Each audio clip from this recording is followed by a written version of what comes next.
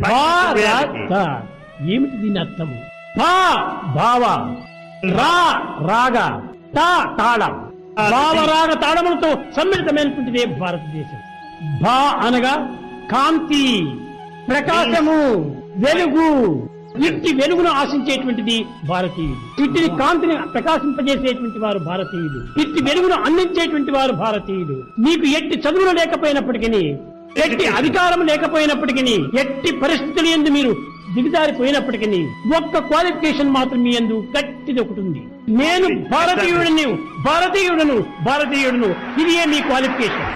ఈ భారతదేశం యొక్క పవిత్రత చెప్పడానికి వీలు కాదు. అన్ని దేశములకు కూడాను ఆధ్యాత్మిక తత్వమును ప్రసరింపజేసినది భారతదేశం. కనుకనే అన్ని దేశముల ఎందుకును సమస్త లోకస్సు వినోభవంతు అని చెప్తూ వచ్చింది. అనేక మంది భయభ్రాంతులతో కుమిలిపోతున్నారు. ఏ నిమిషంలో వారు వస్తుందో, ఏ నిమిషంలో పాకిస్తాన్ కు ఇండియాకు యుద్ధం జరుగుతుందో, ఇది ఏది జరగదు. భారతదేశము పవిత్రమైన దేశము ఎప్పటికీ సుక్షేమంగానే ఉంటాయి. చిన్నవన్నీ కొన్ని కొన్ని జరుగుతూనే ఉంటాయి. నలుగురు ఉన్నటువంటి కుటుంబంలోనే లడాయి వేస్తుంటారు. కోట్ల కొలది ఉన్నటువంటి దేశంలో చిన్న చిన్న లడాయి రాకపోదు. కానీ వారు అనేటువంటిది లేదు. వారు వీరు అందరు కూడా ఒక ఏకోన్ముఖులైపోయి బ్రదర్స్ మాదిరి జీవిస్తారు.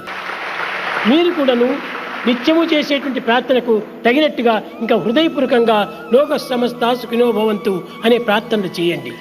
ఈ లోక సమస్తాన్ని మనం ఆశించాలి.